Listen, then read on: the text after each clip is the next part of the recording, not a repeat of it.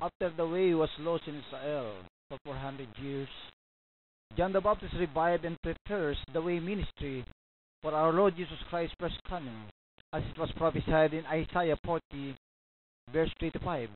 The voice of him that cried in the wilderness, Prepare ye the way of the Lord, make straight in the desert a highway for our God.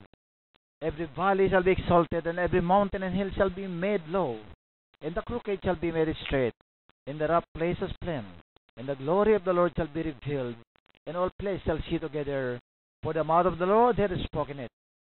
In NIV, Matthew 24, 1-3, Jesus left the temple and was walking away when his disciples came up to him to call his attention to its buildings. Do you see all these things? He asked. I tell you the truth. Not one stone here will be left on another. Every one will be thrown down. As Jesus was sitting on the Mount of Olives, the disciples came to him privately. Tell us, they said, when will this happen? And what will be the sign of your coming and of the end of the age? The body of Christ, or the way, is also said to be the building or the temple of the Holy Spirit. Not one stone of this temple was left. Jesus' prophecy concerning to all the believers of the way happened. No one is left. All of them had died. And the way once more was forgotten, this time for a longer period of 2,000 years, as a punishment not only for Israel, but to the whole world, because of the wickedness of the religious leaders, the government leaders, and all the people who overdo the punishment when Jesus as God incarnate voluntarily offered himself to save us as the sacrificial lamb. During Jesus the way ministry, after John the Baptist transferred to him, he feeds 5,000 and 4,000 men respectively, not counting their wives and many children. In John 6:25-69, when they found him on the other side of the lake, they asked him, Rabbi, when did you get here? Jesus answered, I tell you the truth. You are looking for me not because you saw miraculous signs, but because you ate the loaves and had your fill. Do not work for food that spoils, but for food that endures to eternal life, which the Son of Man will give you. On him God the Father has placed his seal of approval. Then they asked him, what must we do to do the works God requires? Jesus answered, the work of God is this, to believe in the one he has sent. So they asked him, what miraculous sign will you give that we may see it and believe you? What will you do? Our forefathers ate the manna in the desert, as it is written, he gave them bread from heaven to eat. Jesus said to them, I tell you the truth. It is not Moses who has given you the bread from heaven, but it is my Father who gives you the true bread from heaven. For the bread of God is he who comes down from heaven and gives life to the world. Sir, they said, from now on give us this bread. Then Jesus declared, I am the bread of life. He who comes to me will never go hungry, and he who believes in me will never be thirsty. But as I told you, you have seen me and still you do not believe. All that the Father gave me will come to me, and whoever comes to me I will never drive away. For I have come down from heaven not to do my will, but to do the will of him who sent me. And this is the will of him who sent me, that I shall lose none of all that he has given me, but raise them up at the last day. For my Father's will is that everyone who looks to the Son and believes in him shall have eternal life, and I will raise him up at the last day. At this the Jews began to grumble about him, because he said, I am the bread that came down from heaven. They said, is this not Jesus the son of Joseph, whose father and mother we know? How can he now say, I came down from heaven?